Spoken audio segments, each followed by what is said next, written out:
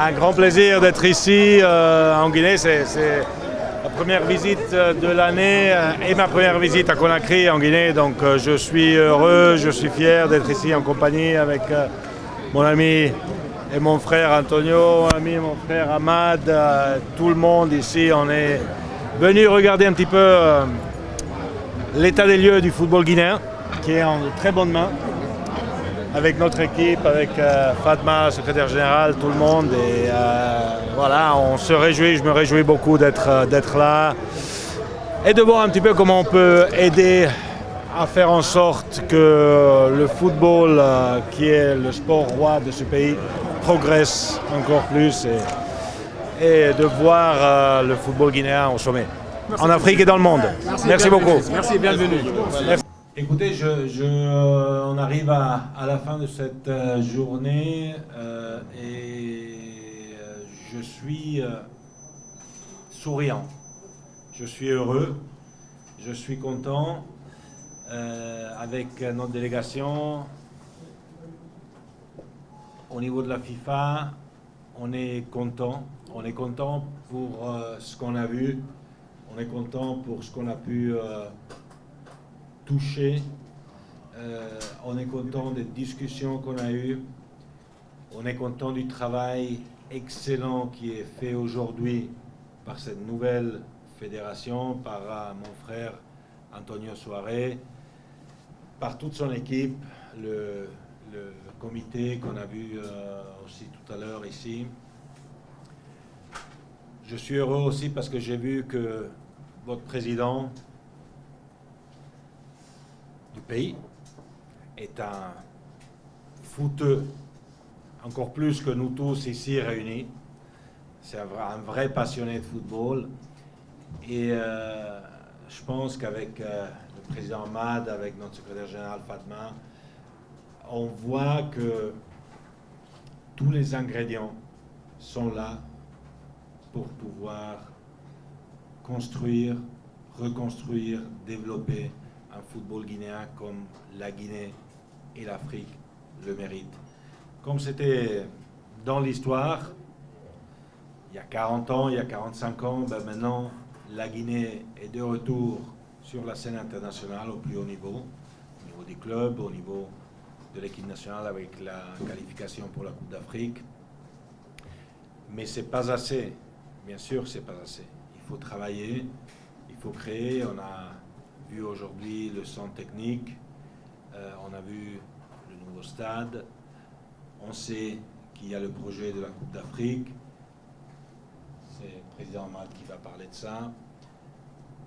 On va investir, on investit dans des terrains de football au niveau professionnel, mais aussi au niveau amateur, au niveau des garçons, au niveau des filles, parce que c'est important, on en a parlé avec le président tout à l'heure. Ce qu'il y avait dans le passé en Guinée, des terrains de football partout, dans chaque quartier, dans chaque village, il faut revenir à ça, parce que c'est ça qu'il faut donner à la jeunesse, et c'est sur ça qu'on va travailler tous ensemble dans le futur, et tout ce qu'on a pu vivre aujourd'hui aussi ici, à Conakry, et ici en Guinée, ben voilà, ça nous permet pas de rêver, mais de voir concrètement l'avenir qui va être brillant du football guinéen. Voilà. Donc, je suis très content. Excusez-moi, le président Ahmad va dire quelque chose sur la Coupe d'Afrique des Nations, parce que c'est ce que vous attendez le plus. Ah oui. Effectivement, bonsoir. Effectivement, lors de l'entretien avec le chef de l'État aujourd'hui, oui, même si au niveau de la CAF, vous avez suivi la décision à Accra, nous avons décidé de donner du temps aux pays qui ont l'attribution de la CAN 2019, 2021 et 2023. Notre décision était de glisser ces CAN-là pour que ces pays qui ont eu l'attribution de 2014, ils ont eu ça en 2014, Il n'y a que le Cameroun qui a déjà commencé à faire les travaux de construction et les autres pays, pas encore. Donc, pour que nous puissions préparer ces grands rendez-vous, on a fait le glissement. On a ouvert la candidature pour le 2019, que vous allez entendre dans 2 jours, qui sera le pays hôte. Mais quoi qu'il en soit, ce qui est très bien, et que je remercie beaucoup, parce que nous avons toujours clamé haut et fort que le football africain ne peut se développer sans une collaboration étroite avec nos chefs d'État. Et 2 des chefs d'État aujourd'hui ont déclaré qu'ils acceptent ce glissement. Le président Paul Biya, lors de son discours à la nation, il a déjà manifesté par écrit à la CAF, mais il a déclaré publiquement lors de son discours à la nation qu'il accepte d'héberger la CAN 2021 au Cameroun. Et aujourd'hui, je suis très ravi d'entendre que le président Alpha Condé aussi a accepté pour 2025. Le reste qu'on va discuter avec le président de la Côte d'Ivoire. Allez-y, encore. Ma question c'est pour M. le Président de la FIFA. Bonsoir, c'est le président Sénégal du IFM. Monsieur le Président, depuis votre venue à la tête de la FIFA depuis 2016, vous avez fait que votre priorité est la bonne gouvernance et la modernisation des ressources. Et en Guinée, c'est le même cas. La Guinée a entamé ces mêmes procédures et il y a certains anciens dirigeants qui sont derrière les barreaux par rapport à cette audit qui a été engagée par la population de la Guinée. Quel est votre sentiment par rapport à ça? Écoutez, quand j'ai vu aujourd'hui, je vais être très franc, quand j'ai vu aujourd'hui le centre technique, notre secrétaire général était ici il y a une année environ. J'ai eu 2 états d'âme. Le premier, c'était une satisfaction pour le travail qui avait été accompli en une année. Le deuxième, et c'était les mots que j'ai utilisés avec le président Antonio, quel gâchis. Quel gâchis. Qu'est-ce qui a été fait ici? Combien de temps, malheureusement, on a dû perdre pour des situations malheureuses. Maintenant, si il y a des malversations, s'il y a des actes criminels, pénals, s'il y a de l'argent qui disparaît, c'est normal que la justice d'un pays intervienne. On en a parlé aussi avec le président Alpha Condé. La FIFA n'est pas là pour protéger des personnes qui commettent des crimes. On est là pour travailler la main dans la main, comme l'a dit aussi le président Ahmad, avec les chefs d'État, avec les gouvernements, pour faire en sorte que la bonne gouvernance règne aussi dans le football. Et que l'argent que la FIFA investit, n'oublions pas que depuis mon arrivée à la présidence de la FIFA a multiplié par 4 les investissements partout dans le monde, notamment en Afrique. On est passé de 27 millions de dollars à 100 millions de dollars par an qui sont investis pour des projets de développement du football. Maintenant, il faut que ces projets existent, il faut que ces projets soient réels et il faut que ces projets soient mis en place. Et avec le président Antonio Soares, on est exactement dans ce chemin afin de définir quels sont les projets qu'on va mettre en place pour qu'on puisse vraiment les développer en tournant la page du passé et en focalisant sur l'avenir. Puisqu'on a une femme parmi nous, nous allons choisir une femme, Salimatou. Et la réponse va être donnée par une femme aussi. Ok. Parlez. Bon, Mesdames et messieurs les officiels, moi c'est Saliman Silla de la radio-télévision guinéenne et du site Guinée News. Ma question, évidemment, ça s'adresse à une des responsables de la FIFA concernant le football féminin. Et accepte que la promotion du football féminin est une des priorités de votre institution, la FIFA. Et je voudrais savoir comment est-ce que votre institution envisage d'augmenter son apport quant à la promotion de ce sport qui peine vraiment à décoller dans le continent, sur le continent africain.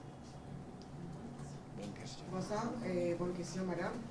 Je voulais tout d'abord vous rappeler qu'effectivement, un des 5 piliers sur lequel est bâtie la nouvelle stratégie de la FIFA qui a été publiée en octobre 2016, c'est le développement du football féminin. Ça s'est matérialisé par la mise en place d'un département, pour la première fois dans l'histoire de la FIFA, chargé exclusivement du développement du football féminin.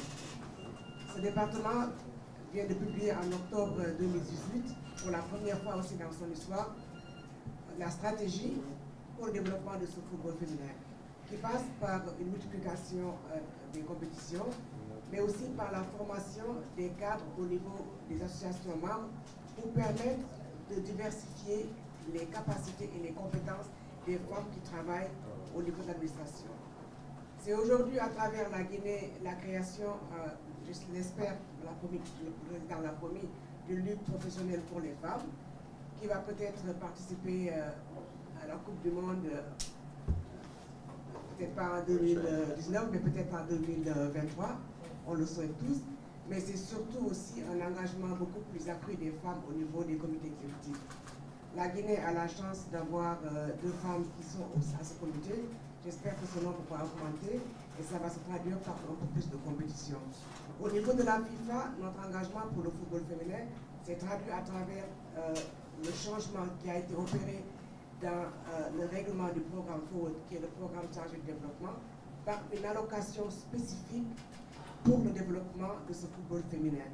Donc aujourd'hui, on a un quota qui dépasse les 15% qui était ce qui était fait dans le passé et qui est exclusivement dédié à ce football féminin. Donc vous avez de l'argent qui est bloqué pour les 2 millions que vous recevez au cours du cycle prochain et qui va vous permettre d'en faire ce que vous voulez pour développer le football au niveau des petites catégories, mais également le football professionnel. Voilà. On a fini.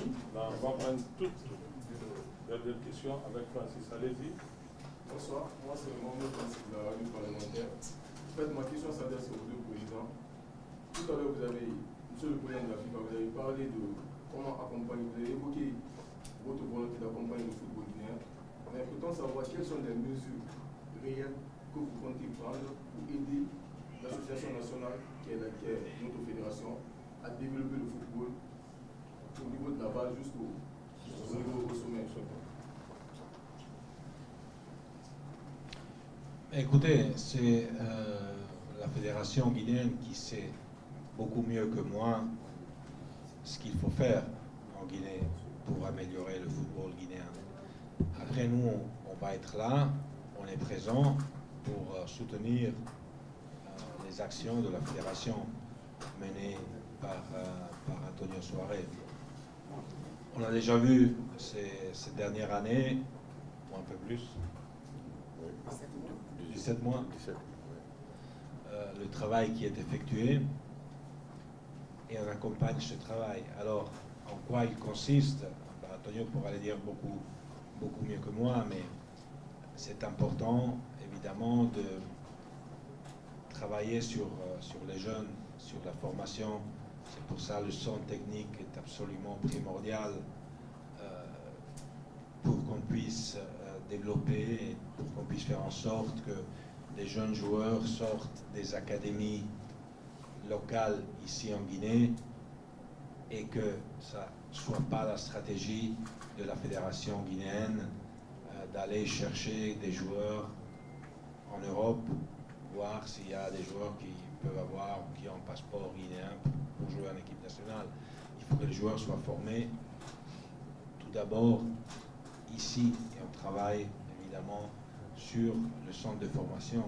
On travaille aussi sur la base plus ample du football, avec des terrains à construire. On en parlait ce soir avec le président Alpha Condé, partout, dans tous les villages, dans tous les quartiers, etc., pour faire en sorte que les jeunes redécouvrent le football, pour qu'ils puissent jouer au football.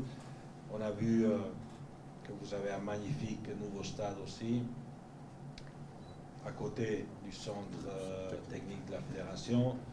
Ça aussi, c'est un symbole pour tout un pays. C'est un stade où on peut, avec 4 vestiaires, etc., jouer des matchs internationaux du plus haut niveau. Et ça montre que la Guinée est sérieuse.